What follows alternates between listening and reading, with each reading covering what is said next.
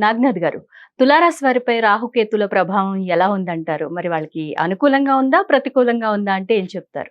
రాహు యొక్క స్థానము తులారాశి వాళ్ళు ఎలా అర్థం చేసుకోవాలంటే, హ్మ్. రాహు ఏ రాశిలో ఉంటాడో, రాహు వాళ్ళ జన్మ లగ్నాన్ని నుంచి గాని, లేదా జన్మ రాశి నుంచి వాళ్ళకి ఏ రాశిలో అయితే రాహు ఉంటాడో, దానికి సంబంధించిన విషయాల్లో వీళ్ళకి విపరీతమైనటువంటి అటాచ్‌మెంట్ ఉంటది. హ్మ్.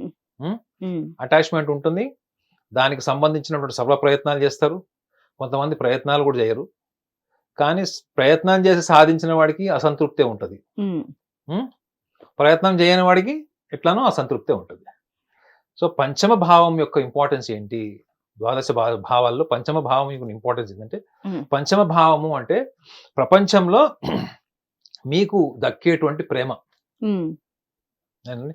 ప్రపంచంలో మీకు ఎంత ప్రేమ దక్కుతుంది? ప్రపంచంలో మీకు ఎంత హానర్ ఉంటుంది? ఎంత అప్రిసియేషన్ ఉంటుంది? ఎంత అప్లాజ్ ఉంటుంది?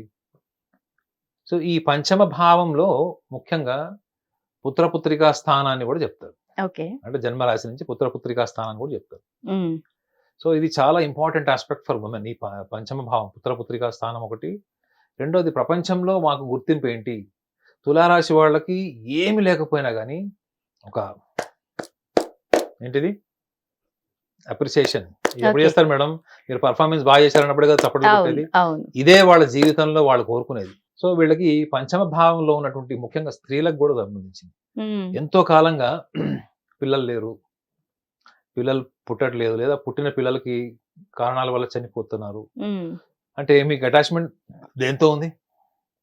హ్మ్. You are attached with what? కా కిడ్స్. కిడ్స్. హ్మ్. ఎందుకంటే పంచమ భావం అంటే పుత్రపుత్రికా స్థానం హ్మ్. గురించి హ్మ్. చెప్తది కదా! హ్మ్. ఈ రాహువు ముఖ్యంగా మే 21 నుంచి మీకు 18 నెలలు. హ్మ్. హ్మ్. మనకి అన్నీ గూడా ఇట్లా ఆశ రూపంలో కనిపిస్తాయి. హ్మ్. తులారాశి వాళ్ళకి అన్నీ అయిపోతున్నట్టు, హ్మ్. జరిగిపోతున్నట్టు, ఇంక మన చేతిలోకి రిజల్ట్స్ వచ్చేసినట్టు కనపడతది. హ్మ్. కానీ రాదు. అది చేతిలో ఓపెన్ చేసి చూస్తే ఏముండదు. ఇప్పుడు ఒక గ్లాస్ వాటర్ మీరు చేతిలో వేసుకొని ఇలా మూసుకొని ఓపెన్ చేస్తే ఏముంటది? తడి తప్ప తడి ఏముండదు. ఉంటది. హ్మ్. సో, ఇది వీళ్ళకి ముఖ్యంగా ఆహ్, కొంచెం ప్రతికూలమైనటువంటి టైం అని చెప్పొచ్చు. మరి వీరికిచ్చే పరిహారాలేంటి? మీరు పరిహారాలను చంపేస్తున్నారు. అంటే రాహుకేతుల్ని ప్రసన్నం జేసుకోవాలని ప్రతి ఒక్కళ్ళకి ఉంటుంది గదండీ! దానికోసమని.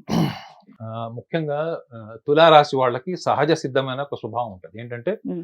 ఎప్పుడు కన్‌ఫ్యూజన్ ఉంటది. ఆ కన్‌ఫ్యూజన్ వల్ల నిర్ణయం తీసుకోలేరు. హ్మ్. తులారాశి వాళ్ళకు ఉండే రెండే 2 నెగెటివ్ పాయింట్స్. హ్మ్. నెగెటివ్ ట్రైట్స్ అనొచ్చు. హ్మ్. సో, మీరు ఎందుకు కన్‌ఫ్యూజన్‌లో ఉన్నారు?